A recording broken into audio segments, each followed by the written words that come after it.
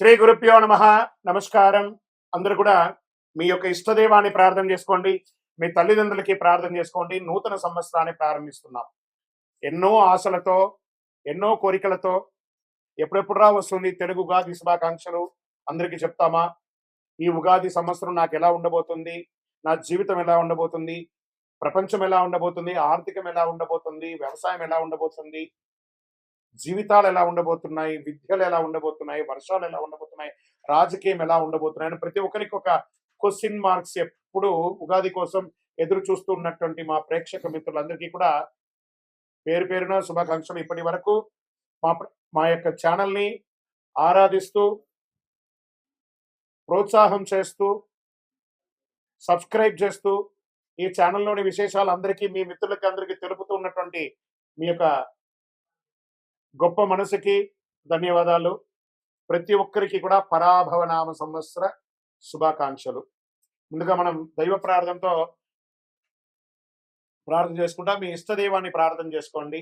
శుక్లాంబరధరం విష్ణుం శశివర్ణం చతుర్భుజం ప్రసన్నవదనం ధ్యాయేత్ సర్వ విఘ్నోపశాంతయే. గురుర్బ్రహ్మ గురుర్విష్ణు గురుర్దేవో మహేశ్వర గురు సాక్షాత్ పరబ్రహ్మ తస్మై శ్రీ గురవే నమః. ఇష్టదేవతాభ్యో నమః, కులదేవతాభ్యో నమః. స్వామి శరణమయ్యప్ప. ఈ యొక్క పంచాంగ శ్రవణం చేయడం వల్ల ఏ విధమైనటువంటి పుణ్య ఫలితాన్ని వస్తుందో శ్లోక రూపంలో తెలుసుకుంటాం. శ్రీ కళ్యాణ గుణవహం రిపుహరం దుస్వప్న దోషావహం గంగా స్నాన విశేష పుణ్యబలదం గోదాన తుల్యం నృణాం ఆయుర్వృద్ధిముత్తమం రుచికరం సంతాన సంపత్ప్రదం నానాకర్మ సుసాధనం సముచితం పంచాంగమాకర్ణ్యతాం. ఈ యొక్క పంచాంగ శ్రవణం చేయడం వల్ల జరిగే ఫలితాలన్నింటినీ కూడా మనం ఒక్కొక్కటిగా తెలుసుకుంటాం. ఉగాది అనగానే మన గుర్తుకొచ్చేది పంచాంగ శ్రవణం. ఈ సంవత్సరంలో ఎవరు రాజాది నవనాయకులు ఉండబోతున్నారు, ఇవన్నీ తెలుసుకోవడానికి పంచాంగం యొక్క మహిమ తెలుసుకోవాలి. మన తిథిర్వారస్థ నక్షత్ర యోగ కరణమేవచ పంచాంగం ఇది విఖ్యాతి లోక సిద్ధాంత కారణం అన్నారు. పంచాంగం 5 అంశాలు: తిథి, వార, నక్షత్ర, యోగ, కరణం. ఈ 5 కలిసిందే పంచాంగం అంటారు. ఉగాది అంటే ఏంటి? యుగానికి ఆది. యుగ ఆది అంటే యుగాది. ఇక్కడ యుగం అంటే ఆది అంటే ఆరంభం, ప్రారంభానికి చిహ్నం అనేది ఉగాది అంటారు. జ్యోతిష్ శాస్త్ర ప్రకారం కాలం 60 సంవత్సరాలు ఒక పెద్ద చక్రం లాగా తిరుగుతూ ఉంటుంది. ఈ చక్రానికి ప్రముఖ నామాలు ప్రభనామ సంవత్సరం నుంచి మొదలు పెడితే ఇప్పుడు జరిగే సంవత్సరం పేరు పరాభవనామ సంవత్సరం. ఈ 60లో ఇది 40వ సంఖ్య అనమాట. పరాభవం అంటే పరాజయంలా అనిపిస్తుంది అందరికి. చాలా మందికి అయ్యో ఈ సంవత్సరం అంతా పరాభవం ఉంటుందేమో అని. కానీ ఇది ఒక గంభీర శక్తివంతమైనటువంటి జీవితాన్ని నేర్పించే, ఒక అద్భుతాన్ని పాఠాన్ని ఇచ్చే ఒక సంవత్సరం అని చెప్పొచ్చు. ప్రతి సంవత్సరంకి ప్రత్యేక శక్తి ఇస్తుంది ఈ సంవత్సరం. పరాభవనామ సంవత్సరం 2026 మార్చి 19 నుంచి పరాభవనామ సంవత్సరంలోకి అడుగు పెడుతున్నాం. పరాభవనామ సంవత్సరం గతంలో 1966 మరియు 67 వచ్చింది. బాగా గుర్తుపెట్టుకోండి. చూడండి, అక్కడ కూడా 6. ఈసారి కూడా 2026 2027కి వచ్చింది. బ్రహ్మకల్పం ఆరంభమై రోజే ప్రభవ సంవత్సరం అంటారు. మొదటి ఋతువు వసంతం, మొదటి తిథి పాడ్యమి, మొదటి వారం ఆదివారం. ఆ రోజు సృష్టి ప్రారంభమైంది. అందుకే సూర్యోదయానికి తిథి ఉన్న రోజు ఉగాదిగా జరుపుకుంటాము. ఉగస్య ఆది ఉగాది అన్నారు. ఉగా అంటే నక్షత్ర గమనం. నక్షత్ర గమనానికి ఆరంభం ఉగాది అని అర్థం. దీన్ని బ్రహ్మదేవుడికి పగలు అంటే ఇది ఎన్ని చెప్పచ్చు? 4, 3, 2, 1, 2, 3, 4, 5, 6, 7 సున్నాలు కలిపిన అంటే సుమారుగా ఎన్నో కోట్ల సంవత్సరాలుగా ఉండి రాత్రి కూడా అంతే. ఓవరాల్ గా సృష్టికి ఒక రోజు అంటే 8, 6, 4, 0, 0, 0, 0, 0, 0, 0 సంవత్సరాలు. ఇలా 360 రోజులు పూర్తయితే బ్రహ్మకు ఏడాది గడిచినట్టు. ఇలా బ్రహ్మకు 100 ఏళ్ల ఆయుష్ అని చెప్పారంటే ఊహించుకోండి. ఇప్పటి వరకు 6 బ్రహ్మలు సృష్టికర్తను పూర్తి చేశారు. ప్రస్తుతం 7వ బ్రహ్మ ద్వితీయ వరార్థంలో ఉన్నారు. అంటే ఆయన వయసు 51 సంవత్సరాలట. చూసుకోండి ఈ యొక్క కలియుగం ఇంకెన్నేళ్ళు ఉండబోతుందో. ప్రస్తుతం మనం యొక్క వైవస్వత మన్వత్తనం కలియుగంలో ఉన్నాం. శ్రీ మహావిష్ణువు మత్స్యావతారంలో సోమగాసురుడు అనేక రాక్షసులు సంహరించిన, వేదాలు రక్షించి బ్రహ్మకు అప్పగించిన రోజు ఉగాది అంటారు. శ్రీ రామచంద్రుడు, విక్రమాదిత్యుడు, శాలివాహనుడు పట్టాభిషేకులు అయ్యారట ఈ ఉగాది రోజే. వరాహమిత్రుడు జాతికి పంచాంగాన్ని అంకితం ఇచ్చినటువంటి రోజు కూడా ఇదే రోజు అంటారు. తెలుగు సంవత్సరాలు 2026లో రాబోతున్న సంవత్సరం పేరు పరాభవనామ సంవత్సరం. మళ్ళీ మళ్ళీ ఈ పరాభవనామ సంవత్సరం గురించి చెప్తున్నాం. ఈ యొక్క 26, 27 పరాభవ సంవత్సరంలో అర్థం యొక్క పర ప్లస్ భవ. పర అంటే వెలుతురు, బాహ్య శక్తులు. భవ అంటే వ్యవధి, ఉనికిని చూపేది. పరాభవ, పరబాహ్య ఆశ్రయాలు కేవలం అహంకారం కూడిపోవడం అర్థమే కానీ పరాభవం అంటే ఓటమి కాదు. బాగా గుర్తుపెట్టుకోండి. మనలో ఉన్న అహంకారం, కామక్రోధ లోభమోహ శీర్షాడంబాలు దుర్గుణాలన్నింటినీ దులిపేయడం అనమాట. అదే ఈ యొక్క పరాభవంలో అహంకారం మాయ భ్రమలో ఉన్న వారికి పరీక్ష సంవత్సరము అని కూడా చెప్పచ్చు. కలియుగ ప్రమాణం 4,32,000 సంవత్సరాలు. శ్వేత వరాహ కల్పమందులు 7వ అయినటువంటి వైవస్వతంలో 28 మహామండలి కలియుగ ప్రథమ పాదంలో 5,127 అన్నమాట. ఇది ప్రభవాది సంవత్సరాల 45 సంవత్సరం చాంద్రమానం స్వస్తి ప్రాభవనామ సంవత్సరంగా చెప్పబడింది. ఇది ఎలా ప్రారంభమవుతుందో కూడా చెప్తా చూడండి. కలియుగ శతాబ్దంలో 5,127. శ్రీ ఆదిశంకరాచార్యులు ఉద్భవించినటువంటి 2,097. శాలివాహన శతాబ్దంలో 1948. అసలీ శతాబ్దంలో 1436/37. హిజరీ శతాబ్దంలో 1448, 49. శ్రీ రామానుజాబ్దిలో 1009. ప్రస్తుతం 26, 27, 2026, 2027 ఉగాది అంటే మార్చి 19 చైత్ర శుద్ధ పాఠ్యం. ఈరోజు పరాభవ సంవత్సరం ప్రారంభం. చాంద్రమానాన్ని అనుసరించి జరుపుకునే ఈ యొక్క పండుగను కేవలం తెలుగు రాష్ట్రాలే కాదు, బెంగాల్, కేరళ, పంజాబ్, మహారాష్ట్ర, అస్సాంలో ఘనంగా జరుపుకుంటుంటారు. గడిచిన సంవత్సరం అందించినటువంటి విజయాలు నూతన సంవత్సరంలో కొనసాగాలి. గడిచిన ఏడాదిలో ఎదుర్కొన్నటువంటి ఇబ్బందులు నూతన సంవత్సరంలో ముగింపు పలికి కోరుకుంటూ ముందుగా పరాభవనామ సంవత్సర శుభాకాంక్షలు ప్రేక్షక మిత్రులందరికీ. అందరూ కూడాను ఆయురారోగ్య ఐశ్వర్య భోగభాగ్యాలతో ఉండాలని అఖిలాండ కోటి బ్రహ్మాండ నాయకుడు శ్రీ ధర్మశాస్త్ర అయ్యప్ప స్వామి వారిని ప్రార్థన చేసుకుంటున్నాను. ఉగాది అనగానే అందరికీ పొద్దున ఈ రోజు మనం ఏం చేయాలి? లేవండి, అందరూ త్వరగా లేవండి. సూర్యోదయాత్ పూర్వం లేచి స్నానాదులు చేసి తైలాభ్యంగన స్నానం చేసి గడపలంతా కడిగి, స్త్రీ పురుషులు ఎవరైనా బాధ్యత తీసుకోవాలి. ఒక్కొక్కరు షేరింగ్, ఒకళ్ళు ఆడవాళ్ళు ఒక పని, మగవాళ్ళు ఒక పని అని చెప్పి ఇంటిల్లో అందరూ షేర్ చేసుకొని చేసే ఒక పని అనమాట ఇది. చక్కగా గడపలు కడిగి తోరణాలు కట్టండి. మామిడి తోరణాలు, పూలు, వేప తోరణాలు అన్ని కూడా కట్టండి. షడ్రుచులతో తయారు చేసే ఆ యొక్క పంచాంగం, ఈ యొక్క ఉగాది పచ్చడిని తయారు చేసుకోవడానికి కావాల్సిన సామాగ్రిలన్నీ కూడా రెడీ చేసుకోండి. అద్భుతమైనటువంటి ఫలితాన్ని పొందడానికి సిద్ధంగా ఉండండి. ఇంట్లో పూజలు చేయండి, పుస్తకాలన్నీ కూడా పెట్టండి, ఆభరణాలు పెట్టండి, స్వామివారికి అభిషేక ఆరాధన చేయండి, కొత్త పంచాంగం తీసుకొచ్చి స్వామివారి ముంగిట పెట్టి పూజ చేయండి. పరిసర ప్రాంతాల్లో ఉన్నటువంటి దేవాలయానికి వెళ్ళండి. అన్ని రకాలైనటువంటి నైవేద్యాలన్నీ కూడా చేసినంత స్వామివారికి సమర్పించండి. 10 మందికి భోజనం పెట్టండి. ఉగాది పచ్చడి అందరికీ పంచండి. మీ యొక్క ఇంటి ముందర కానీ, మీ వ్యాపార స్థలం ముందులో కానీ, లేదా మీ యొక్క పరిసర ప్రాంతాల్లో కానీ చలివేంద్రాలు ఏర్పాటు చేయండి. ఇవన్నీ కూడా చాలా మంచిది. వేసవి తాపడం స్టార్ట్ అవుతుంది కాబట్టి ఇతరులకు మంచినీళ్ళు వగరాలు, మజ్జిగ లాంటిది ఏర్పాటు చేస్తే మనకు అనుగ్రహం కూడా వస్తుంది. మరి ఈ సంవత్సరం రాజాది నవనాయకులు ఎవరో ముందు చూద్దాం. ఈ సంవత్సరం రాజు వచ్చి గురుడు. గురువు ధర్మబద్ధంగా ఉన్నటువంటి వాడు. ఎంత అద్భుతం చూసారా? ఇక్కడ పరాభవం అనేటప్పటికీ భయం వచ్చింది కదా. ఇక్కడ చూడండి ఎవరు వచ్చి కూర్చున్నాడు. గురువే ఈ సంవత్సరం రాజు. గురువుకు అన్ని తెలుసు. ఒక రాజును కూడా నడిపించేవాడు గురువు. రాజగురు అంటారు చూసారా? ఆ రాజగురువే ఈసారి రాజు అయిపోయాడు.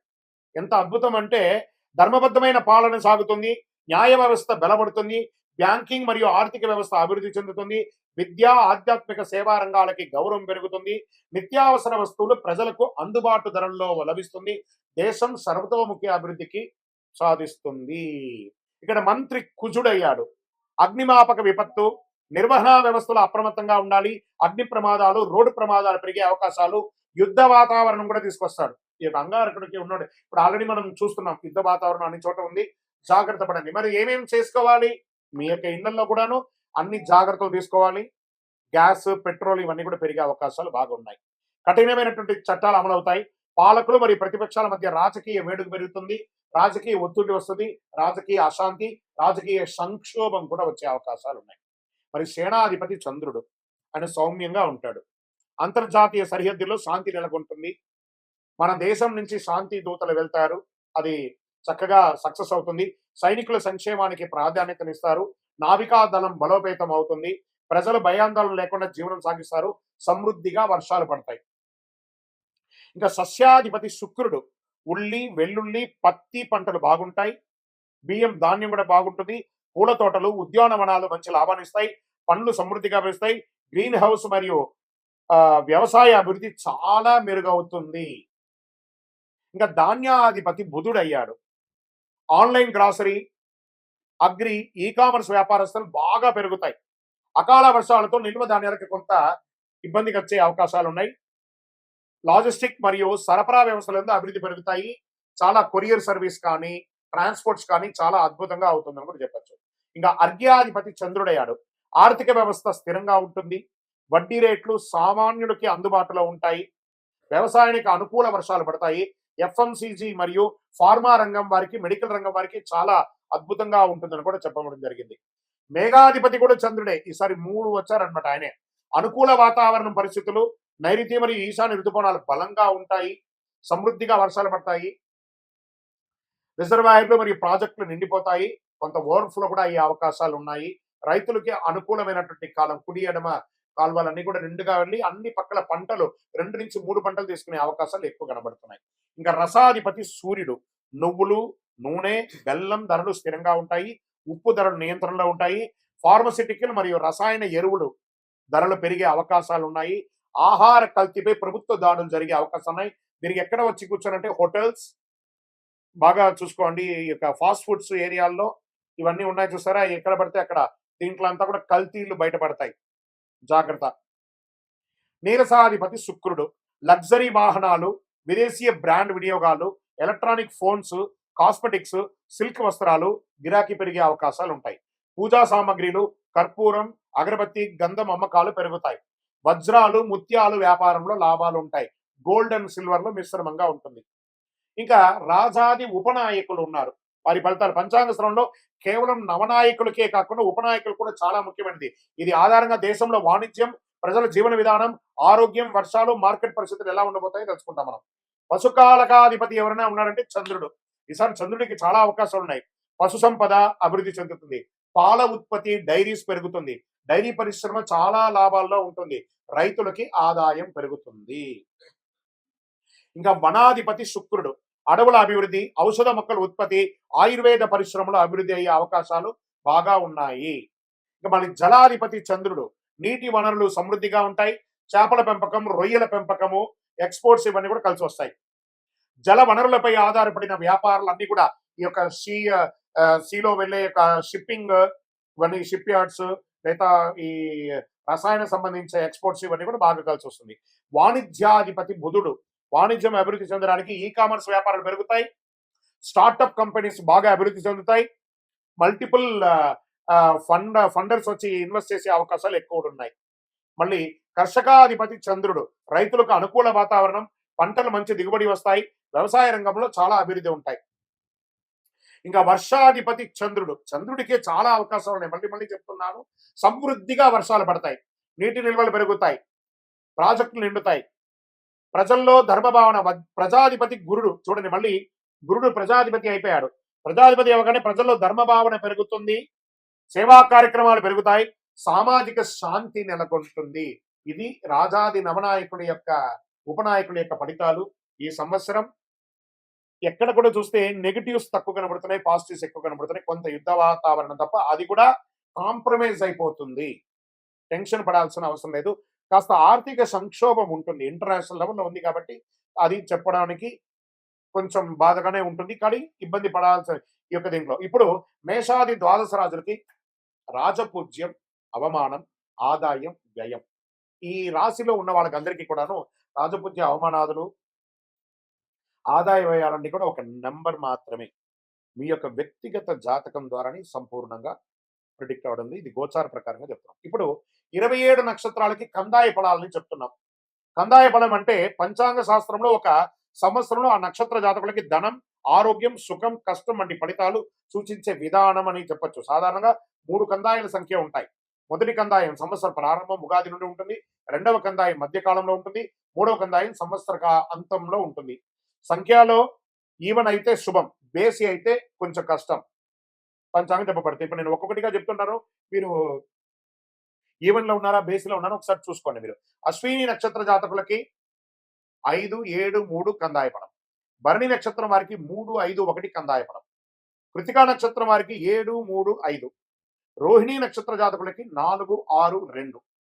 మృగశిర నక్షత్ర జాతకులకి 2, 4, 6. ఆరుద్ర నక్షత్ర జాతకులకి 1, 3, 5. పునర్వసు నక్షత్ర జాతకులకి 6, 2, 4. పుష్యమి నక్షత్ర జాతకులకి 5, 1, 3. ఆశ్లేష నక్షత్ర జాతకులకి 7, 5, 1. మఖా నక్షత్ర జాతకులకి 3, 7, 5. పూర్వా పల్గుని పుబ్బా నక్షత్ర జాతకులకి 5, 3, 7. ఉత్తర నక్షత్ర జాతకులకి 2, 6, 4. హస్త నక్షత్ర జాతకులకి 4, 2, 6. చిత్తా నక్షత్ర జాతకులకి 6, 4, 2. స్వాతి నక్షత్ర జాతకులకి 3, 5, 7. విశాఖ నక్షత్ర జాతకులకి 5, 7, 3. అనురాధ నక్షత్ర జాతకులకి 7, 3, 5. జ్యేష్ఠ నక్షత్ర జాతకులకి 1, 5, 3. మూలా నక్షత్ర జాతకులకి 3, 1, 5. పూర్వాషాఢ నక్షత్ర జాతకులకి 5, 3, 1. ఉత్తరాషాఢ నక్షత్ర జాతకులకి 4, 6, 2. శ్రవణ నక్షత్ర జాతకులకి 2, 4, 6. ధనిష్ట నక్షత్ర జాతకులకి 6, 2, 4. శతభిష నక్షత్ర జాతకులకి 5, 1, 3. పూర్వాభాద్ర నక్షత్ర జాతకులకి 3, 5, 7. ఉత్తరాభాద్ర నక్షత్ర జాతకులకి 7, 3, 5. రేవతి నక్షత్ర జాతకులకి 2, 6, 4. ఈ యొక్క సమ సంఖ్య జాతకులు అంటే 2, 4, 6 శుభ ఫలితాలు ఇస్తాయి. బేసి సంఖ్యలు అంటే 1, 3, 5, 7 మిశ్రమ ఫలితాలు ఇస్తాయి. కాబట్టి పానిక్ అవ్వాల్సిన అవసరం లేదు. ఇవన్నీ యూనివర్సల్ గా చెప్పాలి కాబట్టి చెప్తున్నాం. మీ యొక్క వ్యక్తిగత జాతకం చూసుకుంటే మీరు ఎక్కడ ఉన్నారో తెలుసు. ఇది గోచార ప్రకారం చెప్తున్నాం. ఉగాది అనగానే మనకందరికీ గుర్తుకొచ్చేది ఉగాది పచ్చడి. ఈ 6 రుచులతో, షడ్రుచులతో కూడినటువంటి ఈ ఉగాది పచ్చడి జీవితంలో సుఖదుఖాలు, ఆనందాలు, కష్టాలు అన్ని కలిసి ఉంటాయని చెప్పడానికి నానుడియే ఈ యొక్క ఉగాది పచ్చడి. ఉగాది పచ్చడిలో ఏమేమి ద్రవ్యాలు ఇస్తాం? వేప పువ్వు, బెల్లం, మామిడి ముక్కలు, చింతపండు, మిరపకాయ, మిరప ముక్కలు, మిరపకారం, ఉప్పు. షడ్రుచులకి అర్థం ఏమని చెప్పారు? వేప పువ్వు చెడు దుఃఖాన్ని తీసేస్తుంది.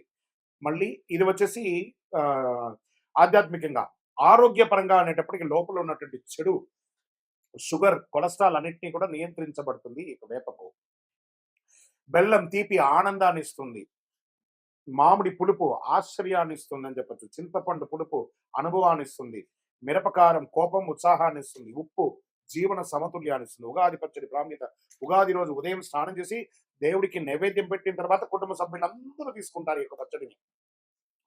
ఇది జీవితంలో వచ్చే అన్ని అనుభవాలను సమీకరించి స్వీకరించాలని సూచించే సంకేతం. ఈరోజు చేయవలసిన పని ఏమంటే పెద్దవాళ్ళందరూ చిన్న పిల్లలకి చిన్న చిన్న కానుకలు ఇవ్వడము, బట్టలు ఇవ్వడము,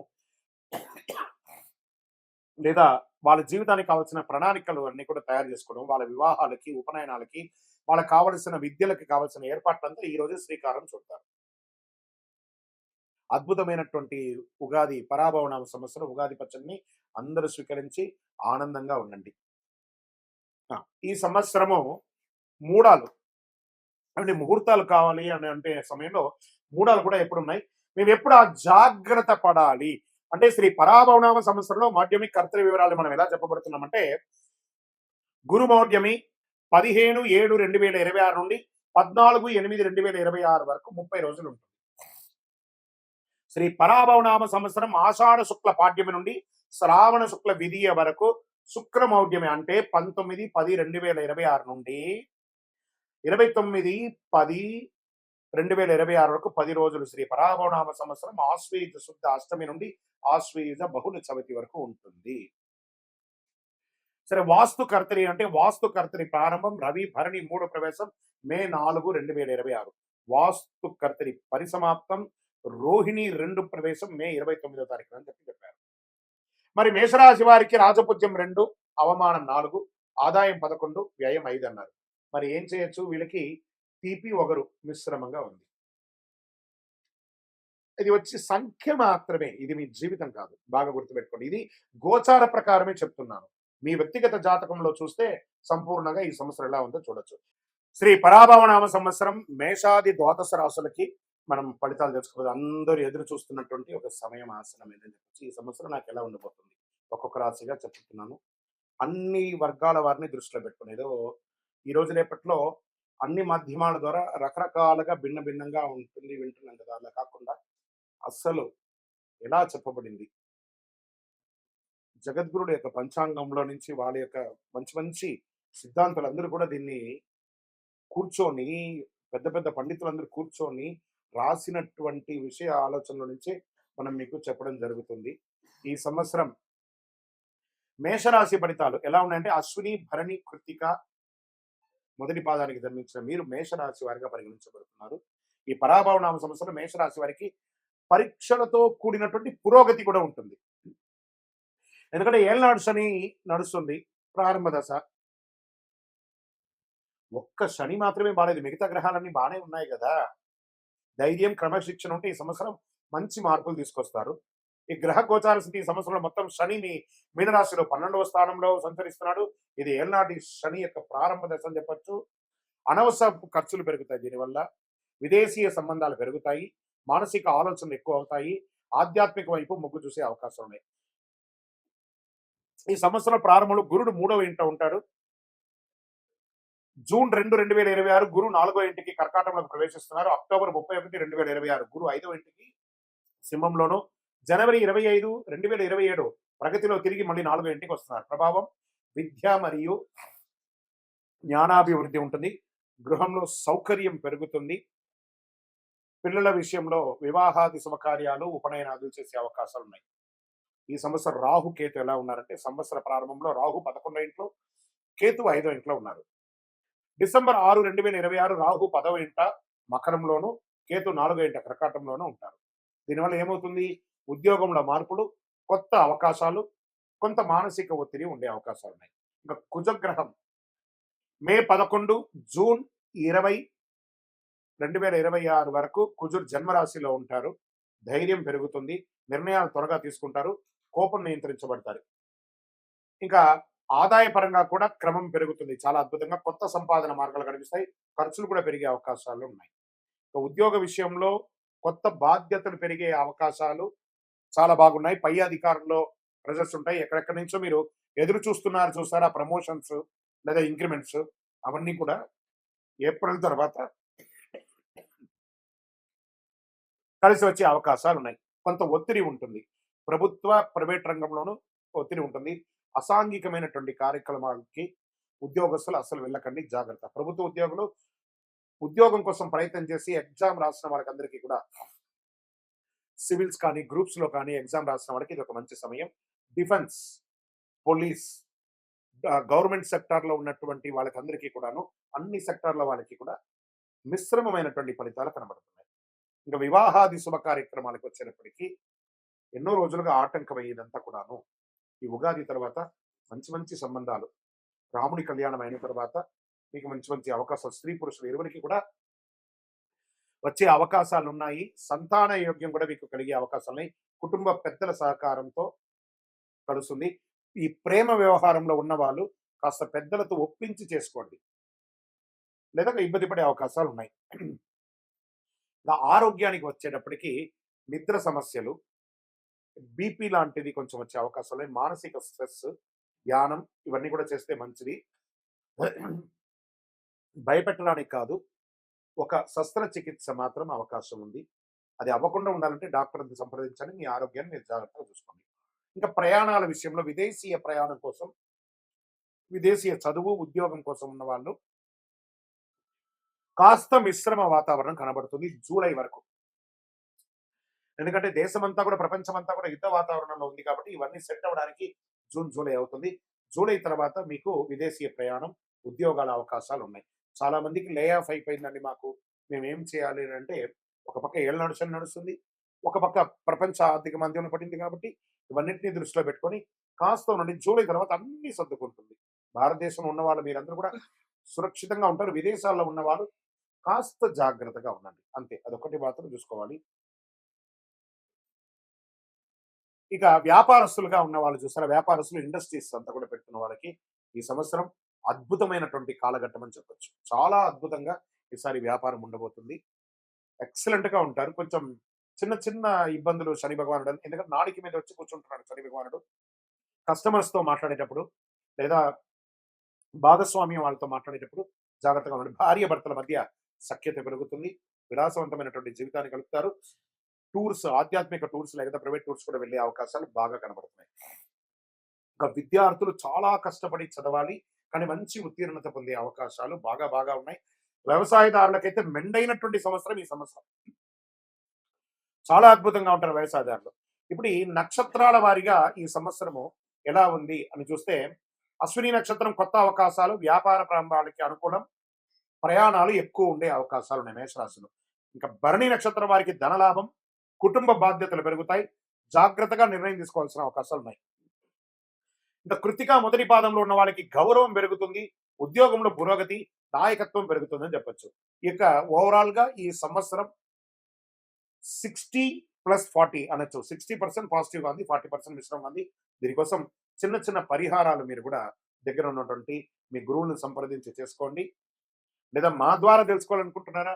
మా డిస్‌ప్లేలో కనబడుతున్నటువంటి నంబర్‌కి మీ పేరు, date of birth, time of birth, place of birth WhatsApp చేయండి. మా అడ్మిన్స్ మీకు రిప్లై ఇస్తారు. మీ ఇప్పుడు మేము చెప్పేదంతా కూడా గోచార ఫలితం అనమాట. మీ వ్యక్తిగత జీవితానికి సంపూర్ణ జాతకాన్ని తెలుసుకోవచ్చు. అడ్మిన్స్ ఈ యొక్క సబ్జెక్ట్‌ని అన్ని రాశులకి కాపీ పేస్ట్‌గా పెట్టండి. మేషరాశి వారికి అదృష్ట సంఖ్యలు ఈ సంవత్సరం అంటే 1, 3, 9. అదృష్ట రోజులు మంగళవారం, ఆదివారం. అదృష్ట రంగులు ఎరుపు మరియు కేసరి. ఈ సంవత్సరం చేసుకోవాల్సిన పరిహారాలు ఏమైనా ఉన్నాయంటే, సుబ్రహ్మణ్య స్వామి దేవాలయాన్ని సంప్రదించండి. బాగా దర్శించండి వెళ్ళి. అక్కడ కావడి ఉంటుంది. ఆ కావడి ఇవ్వండి. పాలాభిషేకం చేయండి. శివాలయాల్లో అభిషేకం చేయండి. ఎర్రని పుష్పంతో భగవంతునికి అర్చన చేయండి. పేదవాళ్ళకి మంచినీళ్ళు, వస్త్రము అవన్నీ చేయండి. ఒక చలివేంద్రం ఏర్పాటు చేయండి. ఇంకను సకల దోషాలు తొలగడానికి మీ యొక్క ఇష్ట దైవం ఎవరైనా ఉంటారు కదా! కులదైవం ఉంటారు కదా! ఆ దేవాలయానికి వెళ్ళి మీ వయసు సంఖ్య ఎంత ఉందో అన్ని దీపాలు వెలిగించండి. విజయోస్తు.